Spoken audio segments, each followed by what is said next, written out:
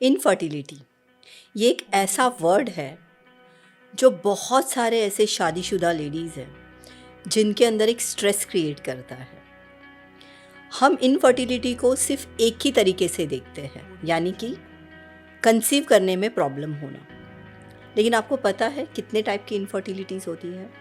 सिर्फ hormone imbalance होना ही infertility नहीं है, या पीरियड्स नहीं आना, या फिर एग फॉर्मेशन नहीं होना, यही इनफर्टिलिटी नहीं है। बहुत सारे ऐसे रीजंस हैं। अपने आप को मेंटल ब्लॉक करना भी एक टाइप का इनफर्टिलिटी है। अपने अंदर स्ट्रेस को क्रिएट करना ये भी एक इनफर्टिलिटी है।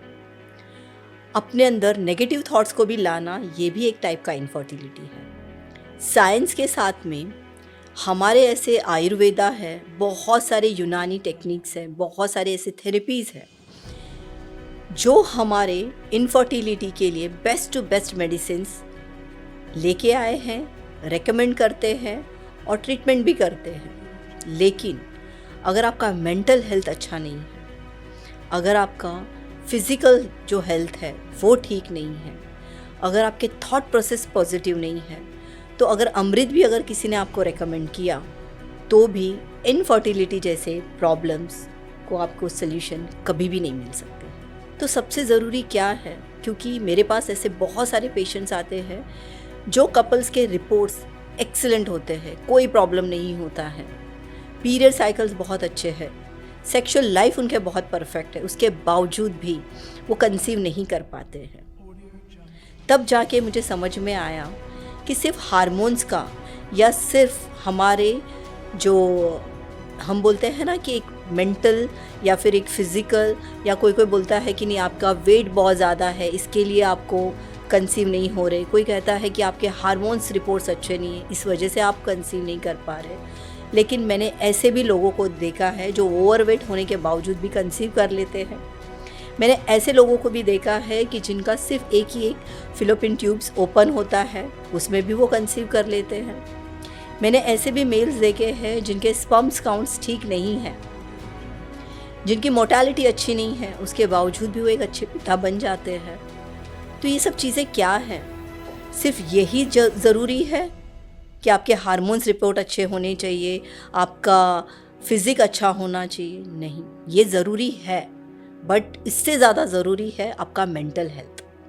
क्योंकि बहुत सारे ऐसे जो लोग हैं जो मेरे पास आते हैं जिनका अनप्रेडिक्टेबल इनफर्टिलिटीज़ इशू होते हैं, जिसका कोई नाम ही नहीं है, सब कुछ ठीक होने के बावजूद भी वो कंसीव नहीं कर पाते हैं।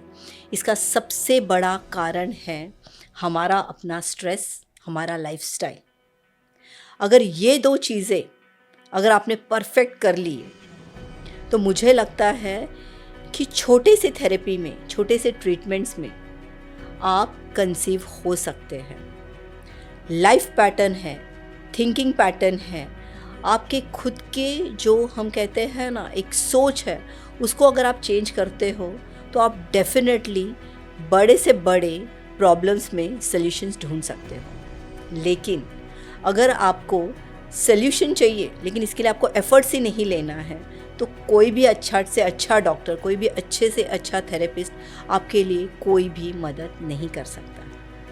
तो आप दिल से चाहते हो, अगर ऐसे कोई है कि जिनको सारे रिपोर्ट्स नॉर्मल है, सब कुछ परफेक्ट है, उसके बावजूद भी कंसीव नहीं कर पा रहे हैं, या ऐसे भी जो लोग हैं जिनके हार्मोन्स में भी प्रॉब्लम्स है बट वो अपने आप को चेंज करना चाहते हैं और बोलते हैं ना एक कोर उनको जो नीड है, या फिर एक हम कहते हैं ना कि एक उनकी विश है कि हम एक पेरेंट्स बनना चाहते हैं या मैं कंसीव करना चाहती हूँ, आपको दिल से लगता है और उसके लिए आप एफर्ट देने के लिए भी तैयार है। यहाँ पे आपको कोई भी तरीके का फोर्सफुली ट्रीटमेंट नहीं दिया जाएगा।